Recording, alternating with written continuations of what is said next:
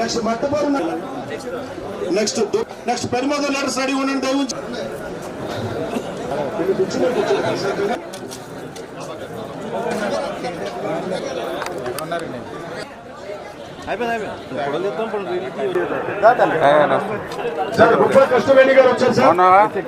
మా హాస్పిటల్లోనండి మీకు అర్ధరాత్రి ఎమర్జెన్సీ అని ఫోన్ చేసి ఈ పాపేనా అదే నైట్ ఫోన్ చేశారు. ఇప్పుడు మన గవర్నమెంట్ హాస్పిటల్ నుంచి మళ్ళీ హాస్పిటల్ పంపించాం నైట్ టైం. కాకినాడ కానీ ఏలూరు కానీ అన్నారండి. మా అమ్మ చనిపోయిందండి. అదే అప్పుడు సీరియస్ అయింది పాపం. ఫోన్ చేయించి ఇప్పుడు వైద్యం చేయించాం పాప. ఈ పాపేనమాట అమ్మా. ఓకే, ఏం పేరు పెట్టారు? పృథ్వీక అండి. పృథ్వీక. ఏం పర్లేదు, హ్యాపీగా ఉండే, ఏం పర్లేదు, మేము ఉన్నాం కదా నీకెందుకు.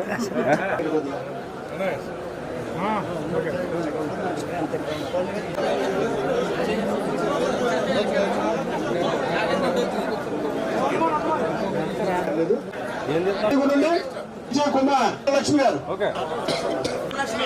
నేదుపూర్ రామలక్ష్మి ఆర్యా చించినారా 4 రూపాయలు ఇక్కడ ఉన్న లేదు. ఇంత అనంతలక్ష్మి గారు ఉన్నారండి, రెడీగా ఉండాలి. రోడ్లు ఒరిజినల్ బండి సత్య ఉండాలి.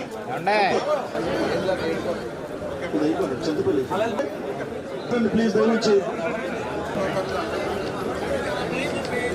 చెప్తాను మీరు ఎదురుకే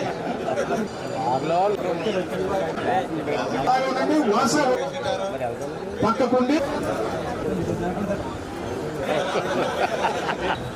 గీతా లేదా ప్రశాంత్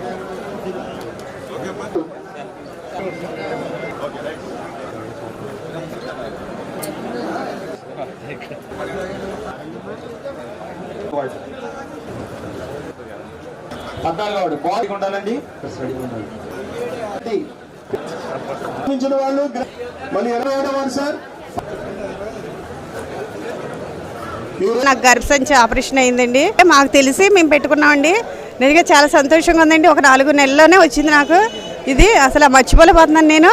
చాలా అసలు మాటలు కూడా రావట్లేదు నాకు.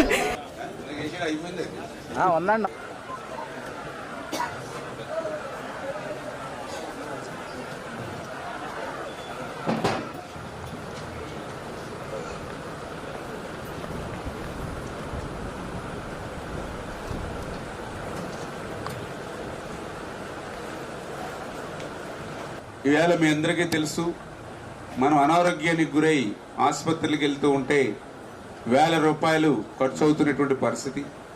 ఒక పక్క ఆరోగ్యం కుదుటపడి ఇంటికి వచ్చినా కూడా ఆరోగ్యం కోసం మనం తెచ్చినటువంటి అప్పులు ఏవైతే ఉన్నాయో అవన్నీ కూడా మనల్ని వెంటాడుతూ ఉంటాయి.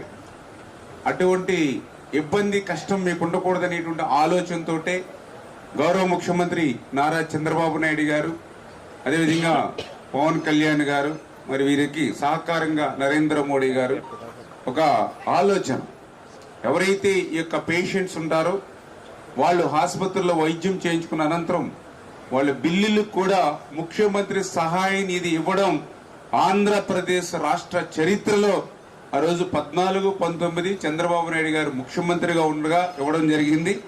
మళ్ళీ ఈరోజు కూటమి ప్రభుత్వం అధికారంలోకి వచ్చాక మళ్ళీ 24 తర్వాత మాత్రమే ఇంత పెద్ద ఎత్తున ముఖ్యమంత్రి సహాయ నిధి చెక్కులు మీకు అందించడం జరిగింది. ఇప్పుడే చెప్తున్నారు, దగ్గర 70 మందికి 28 లక్షల రూపాయలు ఈ రోజు మీకు చెక్కుల నిమిత్తం ఈ రోజు అందజేస్తూ ఉన్నాం.